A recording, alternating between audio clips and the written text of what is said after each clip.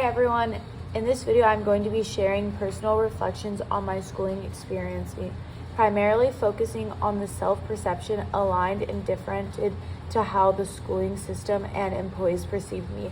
I will discuss insights on tattooing chapter and the Williams article and see how they relate to my own journey. Let's start with a little timeline.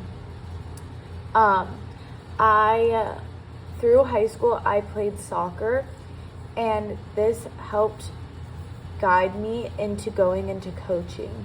I saw myself as someone who was dedicated and passionate about the sport, and this reflects how I was as a coach and my peers perceived me. I remember leading practices and organizing team strategies and feeling strong and a sense of accomplishment when I was seeing my team improve.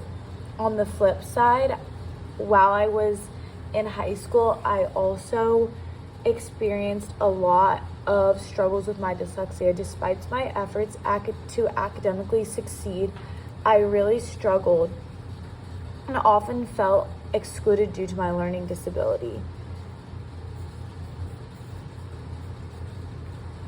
I saw myself as a capable student who was able to overcome many challenges, but the schooling system made me sometimes feel otherwise. During exams, I was put in separate rooms, and I felt really frustrated during this time.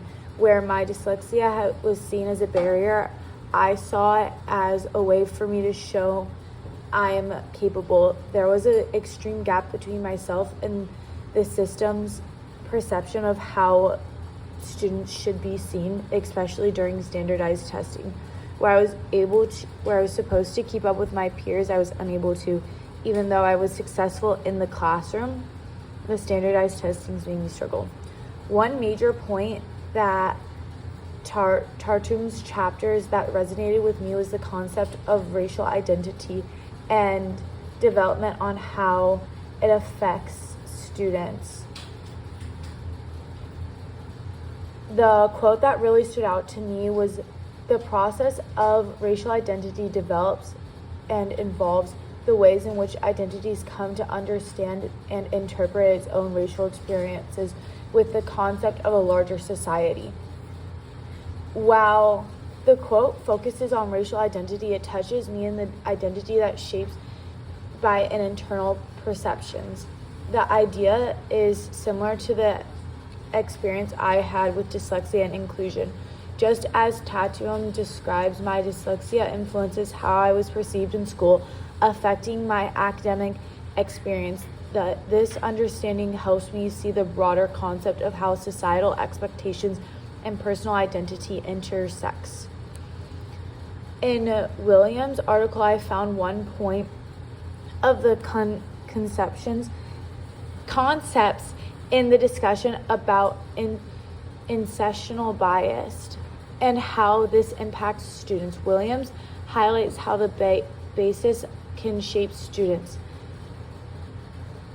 educational experiences and opportunities, and align with my own experiences and feeling excluded with dyslexia, where instructional practices sometimes fail to address the needs effectively. However, it is different in how Williams emphasizes individual resilience, where I agree that personal resilience is important. With dyslexia showed me resilience alone isn't enough.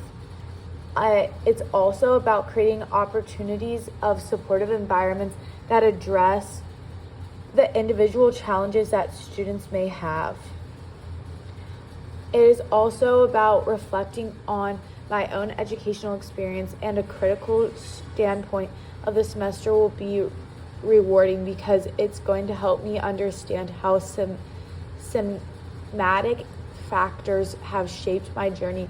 The challenges will be comforting the bias and assumptions, especially those that have influenced my own perceptions. Thank you for joining my reflection. I hope to share my experience with soccer, coaching, dyslexia, and other organizations I was involved with in high school, along with the Tattooing and Williams providing a meaningful perception on how self-perception and perceived identity play out in educational settings. I'm looking forward to furthering exploring these ideas throughout the semester.